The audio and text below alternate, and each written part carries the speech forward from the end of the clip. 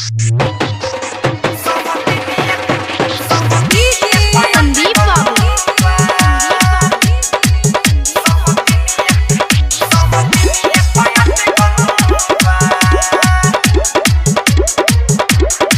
हमारा भतारा के दिल सखी सुना सवतिनिए पयट कलबा। हमारा भतारा के दिल सखी सुना सवतिनिए पयट कलबा। रोज पढ़ला जाके रे सखिया रोज पढ़ला जाके मनवो कदो चसकल बा।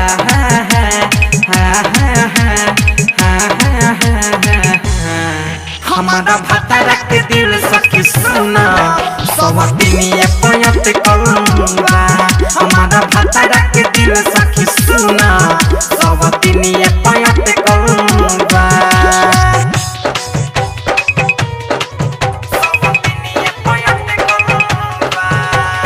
तिरलो की रिकॉर्डिंग स्टूडियो छावड़ा दानो। हमारा भतारा के दिल सखी सुना संदीप बाबू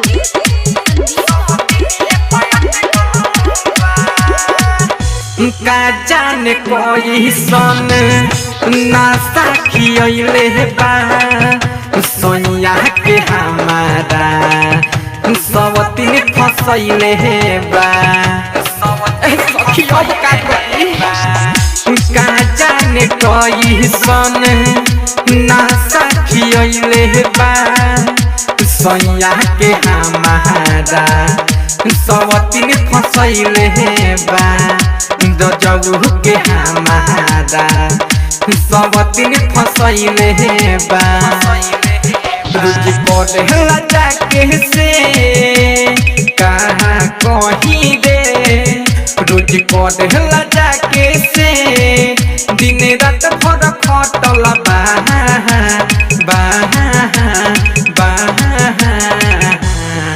हमारा भतारा के दिल सखी सुना सवतिनिए पयट कलबा।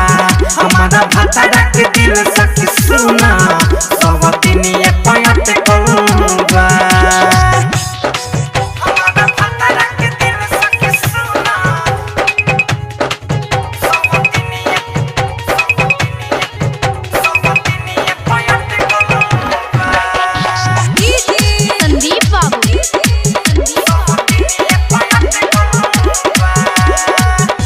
डाइटर पवन पदवे जी दुख नहीं सहब।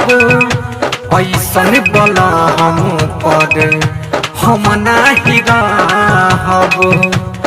सखी हाँ मन मोहित मंतोष संदीप दुख नहीं सहब। ऐसन भतार पर हम नहीं रहब। ऐसन बल हम पर हम नहीं रहब। पहले बाबा कॉमेडी हो पहले जय देश कंचन देखो हमारे के छोटले बा।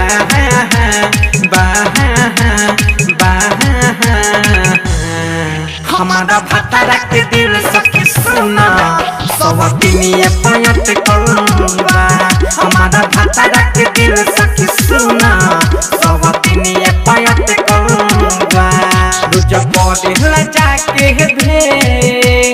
रे सखिया रोज पढ़ला जाके मनवो कदो चसकल बा।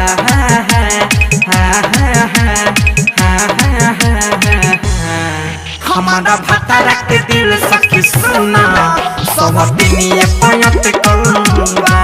हमारा भतारा के दिल सखी सुना सवतिनिए पयट कलबा। तिरलो की रिकॉर्डिंग स्टूडियो छावड़ा दानो।